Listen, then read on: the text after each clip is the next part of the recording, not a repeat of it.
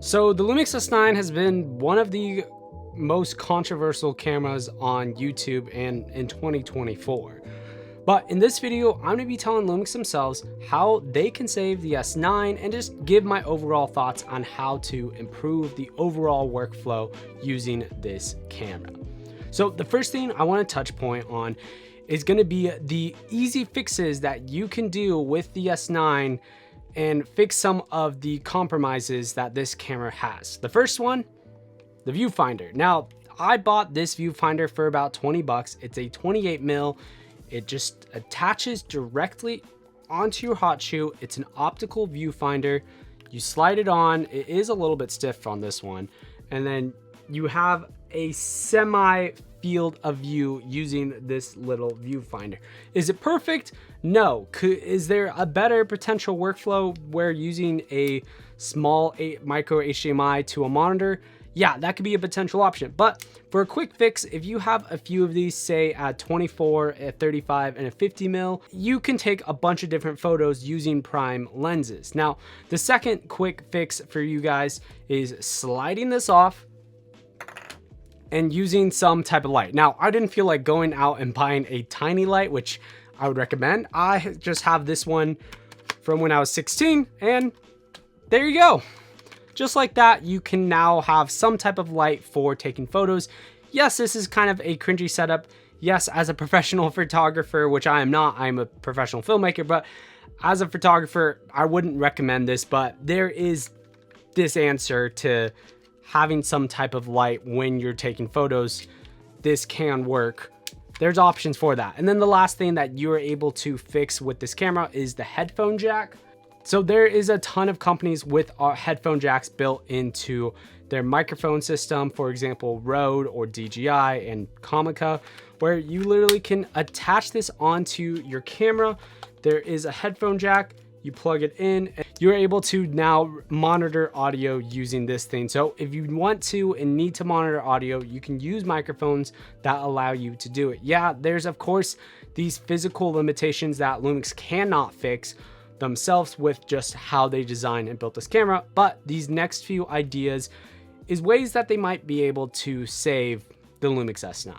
Now, before I talk about and touch pricing and firmware updates and the record limits, let's talk about this guy, the 26 mil f8 fixed lens. Yeah, this lens is not a great lens. It's basically just a body cap lens. Fix that I see Lumix and most people having with this camera is once that 18 to 40 f4.5 to 6.3 lens comes out later this year, that's going to be a lens with autofocus. It's going to be probably about two of these put together, and you're going to have that 18 to 40 focal length, which will end up being good enough for most people. It's a small, compact lens with not a fixed aperture. It has autofocus and it's still pocket size ish.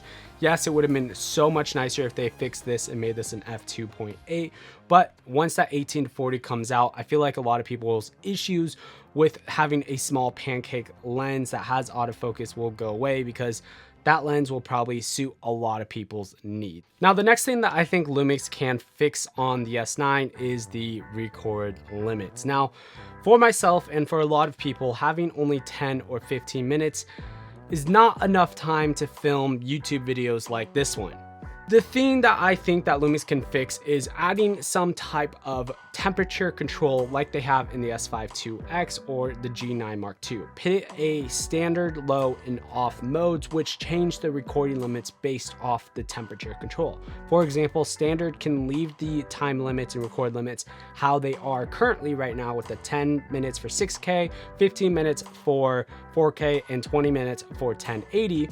And then when you drop it down to low, everything 6K, 4K, and 1080 can go to a 30-minute record limit. And then lastly, once you turn off temperature control of the camera, it will just have unlimited recording and allow the camera to overheat much faster.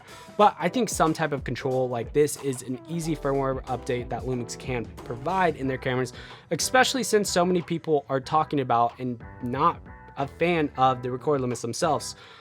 I would want to use this camera as my YouTube talking head camera. It only takes me around 30 minutes or so. Most of the time it's around 18 to 20 minutes to film my YouTube videos, and that this would be a perfect little camera that I can have set up all the time with my 24mm f1.8 lens. It can be on the tripod and I can set, record, film. I can do all my B-roll on this camera.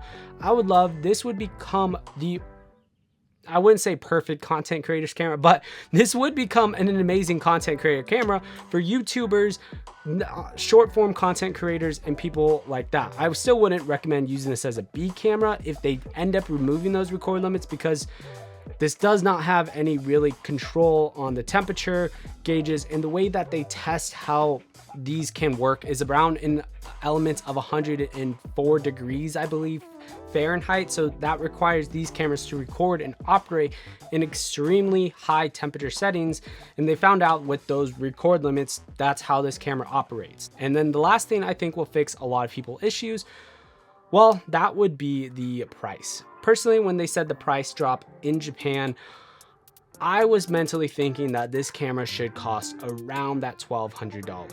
Yes, a lot of people wanted this camera to be $1,000, $1,200, and the $1,500 was a pretty shocking price point, and that's mostly because the S5 II and 2X is only around $2,000, and obviously if you buy it used, you can get it for $1,500, but I'm talking about the new market right now. But that is the used market. Once these cameras start dropping in the used market, these cameras would be probably more desirable for more people.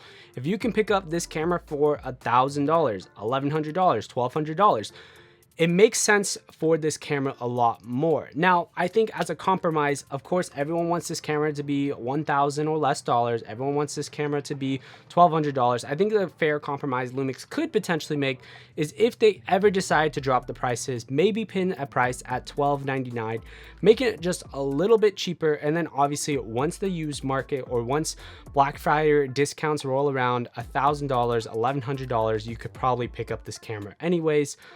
But there's obviously the price issue. If they're able to fix the record limits problems that most people have, or give the users and consumers control of the temperature control in the camera to allow longer record limits or unlimited record limits, a lot more people would be satisfied with this camera at the current price point even. But I do think once the used market starts rolling around for that $1,100, $1,200 price point, this camera will definitely be a lot more desirable in my personal opinion. Anyways, I would love to hear your guys' thoughts on what you think Lumix can do currently with the S9. Obviously, they're not going to be adding mechanical shutter or a hot shoe or anything like that. Currently, with how it's designed, what do you guys think that Lumix can do, add with firmware updates that would make this camera more desirable for you? Anyways, guys, if you want to check out my entire review on the S9, you can check out that video right there. If you want to see me talking to creators about their favorite features on this camera, you can check out that video right there. Until the next one, peace.